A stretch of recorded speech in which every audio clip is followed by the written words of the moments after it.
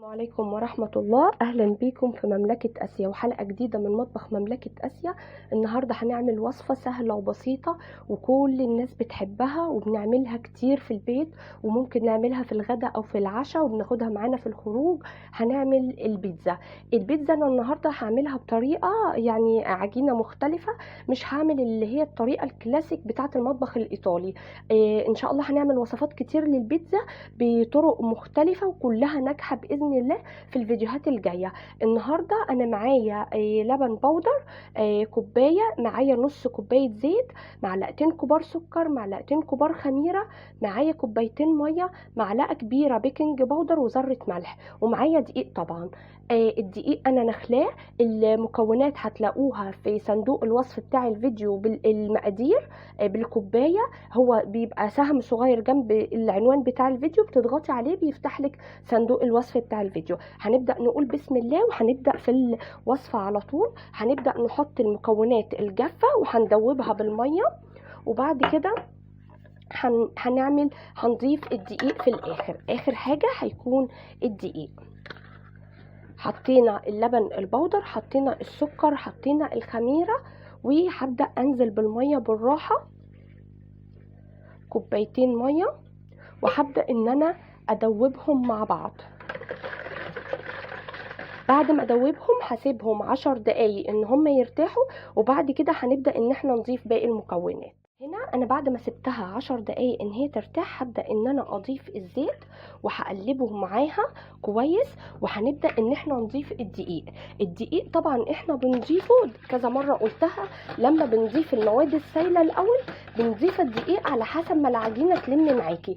يعني انا ممكن الدقيق اللي معايا يختلف عن الدقيق اللي انت بتستخدميه، فالدقيق اللي معايا انا هحط 4 كوبايات ونص دقيق، وممكن ياخد اكتر او اقل. فهنبدأ ان احنا نحط كده كوبايتين الاول او 3 كوبايات، ونبدأ ان احنا نعجن كويس.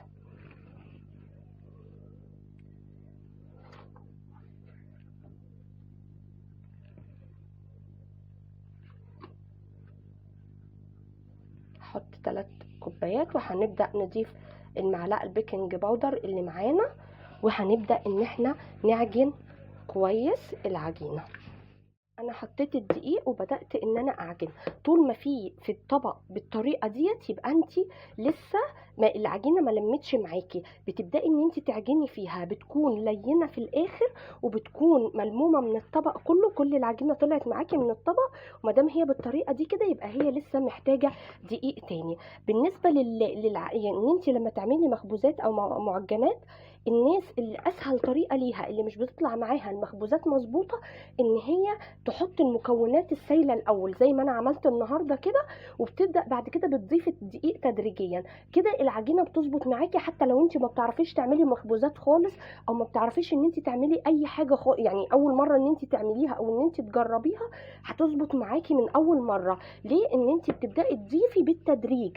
انت خايفه ان تحطي مثلا كوبايه دقيق او كده، لا، تضيفي بالتدريج نص كوبايه نص كوبايه، وبعد كده ان انت تبداي تعجني في العجينه جامد لغايه لما هي تلم معاكي. ساعات العجينه بتبقى طريه مش محتاجه دقيق ولا ميه ولا اي حاجه، هي بتبقى محتاجه بس ان هي تتعجن كويس، ان انت تعمليها بايدك كويس، او لو عندك عجان بتفضلي ان انت بتخلطيها كويس لغايه لما تطلع منه خالص. هنا بعد ما انا عجنتها كويس هي طلعت من الطبق خلاص اهي. ادي الطبق وادي العجينه، هي بتلزق شويه، لازم العجينه تكون طريه معاكي وان هي تكون بتلزق شويه، مش ان هي تكون كبسه عشان تطلع معاكي اي حاجه انت بتعمليها منها تطلع هشه. هنسيبها تخمر، هغطيها بالاسترتش واسيبها تخمر، وهنبدا نعمل التوبنج بتاعها او نشوف هنعمل لها حشوه ايه البيتزا. انا هقول لكم على يعني خطوات كده بسيطه تمشوا عليها ان شاء الله تطلع معاكم ناجحه وزي بتاعه بره بالظبط زي الجاهزه. هنا انا حطيت طاسه على النار وحطيت فيها سمنه. انا دايما بحب اشتغل بالسمنه، مش بحب احط زيت، وهي يعني بتدي تيست كده للحوم والحاجات اللي زي كده، بيبقى طعمها حلو. هبدا بعد كده انزل باللحمه المفرومه فيها وان انا اقلبها.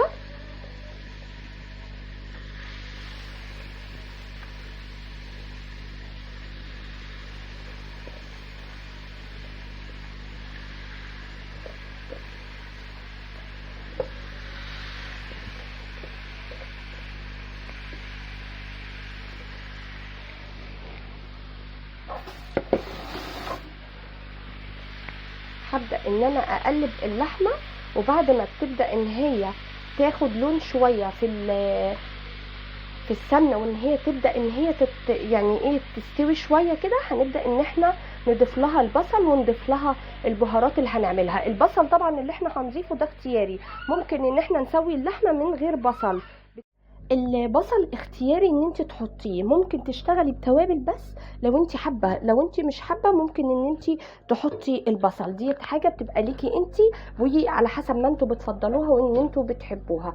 انا هنا طحنه يعني ضربه بصلتين في الكبه، طحناهم صغير خالص، بدات ان انا اضيفهم ليها. وهنبدا ان احنا نضيف التوابل بتاعتنا، بابريكا و7 بهارات وزعتر. هحط زعتر في اللحمه، وهنحط زعتر في الصلصه بتاعه البيتزا. هبدا ان انا اضيف البصل. طبعا انتوا شايفين اللحمه كلها بقي لونها واحد، اللي هو اللون البني مش اللون الوردي او الاحمر اللي هي حطيناه بيها الاول. فبنقلبها شويه، وبعد كده هنبدا نحط البهارات وهنغطيها ونسيبها ان هي تستوي، ونبدا نشتغل بيها بعد ما تستوي. هنا طبعا هنعمل الصلصه بتاعه البيتزا، بس اول حاجه عايزه انبه عليها ان احنا في اللحمه ما حطيناش ملح. الملح بنحطه قبل ما تستوي في الاخر خالص، عشان هو ساعات بيأخر سوى اللحمه. حطينا البهارات وحطينا البصل وكل حاجه، وهنغطيها ونسيبها على نار هاديه ان هي تستوي. وايه الملح تحطيه في الاخر خالص. دلوقتي الصلصه ديت اللي احنا عملناها قبل كده في فيديو منفصل، هسيبه لكم هيظهر في اخر الفيديو. الصلصه اللي احنا عملناها وكان فيها بصل او من غير بصل دوت على حسب اختيارك انت. هتطلعي مثلا كيس من الفريزر وبتحطي عليه البهارات بتاعته. الناس اللي ما شافتش الفيديو او مش عايزه تشوفه، ممكن ان احنا نقول لهم على الطريقه. احنا بنجيب الطماطم بتغسليها كويس، ولو فيها اي حاجه مش كويسه انت بتشيليها منها وبتقسميها نصين، بتحطيها في حله من غير اي ميه ومن غير اي حاجه خالص، وبتسيبيها ان هي تستوي. بعد كده بتضربيها بالهاند بلندر، وبتنزلي بعد كده على بصل ان انت بتكوني فرماه يعني ومدبلاه كده شويه في سمنه او في زيت على حسب ما انت عايزه. وبتنزلي بيه بالصلصه ديت بعد ما انت بتضربيها بالهاند بلندر وتصفيها. او لو انت عايزه تشيلي جزء منها من غير بصل خالص، بتصفيها وبتشيليها في اكياس في الفريزر، وبتبقى جاهزه معاكي ان انت تستخدميها في اي وقت. ديت الصلصه اللي كانت معانا دي فيها بصل. انا هبدا احط لها معلقه صغيره ملح وفلفل، وهحط لها معلقه صغيره زعتر، وهحط معلقه بابريكا ليها. بس انا طلعت الكيس من الفريزر، عملته حطيته في الحله وغلت جامد لغايه لما انا خليتها بالقوام دوت ان هي بتبقى تقيله ان احنا نحطها فوق البيتزا. انت على حسب ما انت عايزاها ببصل، عايزاها من غير بصل، زي ما انت عايزه. طبعا قلنا ان الصلصه دي بتسهل علينا كتير لما احنا بنعملها وان احنا بنركنها في الفريزر، سواء في المحشي سواء في البيتزا سواء في الاكل. بتطلعي وبتعملي منها على طول، ما بتبقيش محتاجه ان انت تعملي طماطم في كل مره انت بتعملي فيها الاكل. بس كده احنا دوبنا يعني قلبناها كويس بالملح والفلفل والبابريكا والزعتر. كده هتبقى جاهزه ان احنا ندهن بيها الوش بتاع البيتزا اول ما العجينه تجهز. هنا بعد ما العجينه اهي خمرت بسم الله ما شاء الله، بصوا بنبدا ان احنا نهبطها كده طريه جدا اهي. العجينه طريه جدا. هبدا ان انا رشيت دقيق على الرخامه، وهبدا ان انا اعملها كور صغيره. هنعمل ميني بيتزا وهنعمل بيتزا كبيره، فهبدا ان انا اقطعها وان انا اعملها بالشكل دوت كور صغيره. وهبدا ان انا اسيبها ترتاح واغطيها 5 دقايق، وبعد كده ابدا ان انا اشتغل بيها. هنا انا بعد ما فردت العجين عملته كور على الرخامه، بدات ان انا احطه في الصاج. انا دهنت الصاج سمنه وفردت ورق زبده ودهنت ورق الزبده سمنه برضو، وبدات ان انا اعملها بالشكل ده ان انا بضغط عليها كده وسبتها دقيقتين فبدات ان هي تعلى تاني. فهنبدا ان احنا نعملها بالشوكه بالطريقه دي كده بعيد عن الاطراف. واهم حاجه في البيتزا ان احنا ندخلها فرنه بتكون سخنه. يعني انا مشغله الفرنه دلوقتي على اعلى حاجه عشان ان انا ابدا ادخل البيتزا فيها. هبدا ان انا اعملهم بالشوكه بالطريقه دي، وابدا ان انا اوريكم نعمل التوبنج بتاعها من فوق ازاي. نحط الصلصه الاول ونحط باقي المكونات ازاي. وهنا انا جبت اهي صينيه تاني. انا جبت اهي صينيه ودهنتها سمنه، وهبدا اخد كوره من اللي على الرخامه، وهبدا اوريكم انا حطيتها في الاول ازاي. بتحطيها بالطريقه دي وبتضغطي عليها كده بسيط وبتسيبيها. هي بعد شويه بتبدا ان هي تعلى تاني الكوره اللي انت حطيتيها، فبتبداي ان انت تعمليها بالشوكه. فهنبدا دلوقتي ان انا اضغط عليهم كده واحطهم كلهم، وبعد كده هنبدا ان انا اوريكم بنحط التوبينج ازاي. هنا معانا المكونات اللي احنا هنحطها على البيتزا من فوق. اول حاجه الطماطم بنقيها تكون جامده، يعني حمراء وفي نفس الوقت جامده، ان انت بتقسميها بالنص وبتطلعي القلب بتاعها الطري من جوه، وبتبداي ان انت تقطعيها مكعبات عشان ما تنزلش ميه فوق العجينه وان هي تبقى طريه.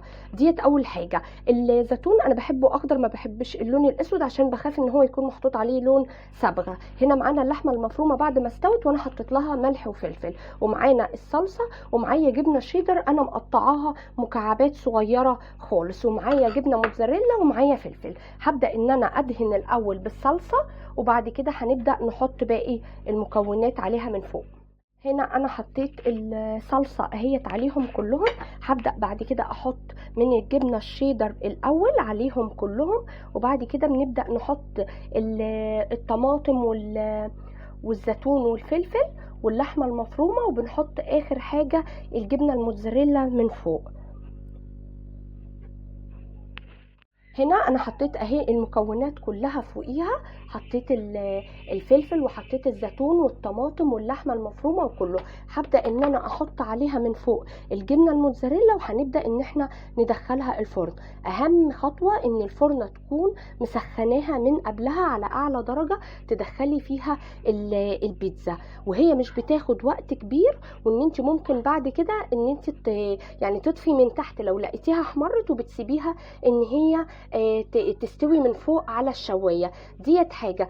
تاني حاجه ممكن ان انت تحطي لو الجبنه مش بتمط معاكي دايما، ان انت تحطي الاول البيتزا وتديها يعني 5 دقايق كده او 10 دقايق جوه الفرن، وبعد كده ان انت بتطلعيها ان هي تحطي لها الجبنه الموتزاريلا، وبعد كده بتدخليها تاني دقيقتين لغايه لما الجبنه ان هي تسيح عليها. هبدا ان انا احط لها كده الجبنه بالطريقه دي، وهبدا ان انا ادخلها الفرن وهوريها لكم لما تطلع.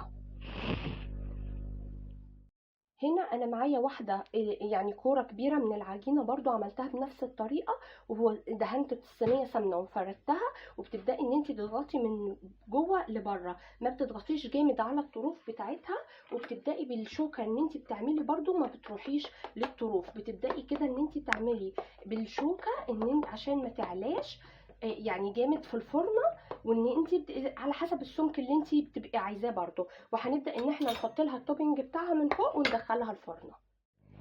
ده الشكل النهائي للبيتزا بتاعت النهارده.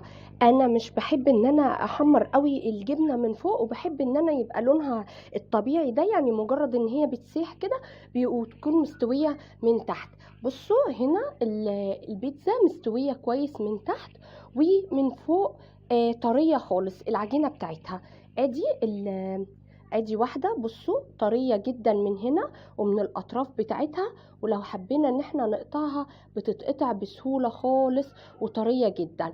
يا رب الوصفه بتاعت النهارده تكون عجبتكم وتكون سهله وبسيطه، وان شاء الله باذن الله لو طبقتوا العجينه بنفس المقادير اللي انا قلت عليها هتطلع ناجحه جدا معاكم من اول مره، وهي طعمها حلو جدا. العجينه لوحدها حتى لو انت بتحطي عليها مكونات بسيطه وما بتحطيش حاجات كتير للبيتزا، التوبينج بتاعها من فوق برضو هتطلع ناجحه معاكي ان شاء الله باذن الله.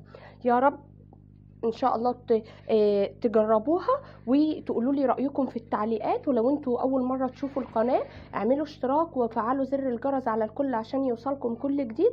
ولو انتوا مشتركين في القناه لايك وشير للفيديو، وانضموا لجروب مملكه اسيا على الفيسبوك.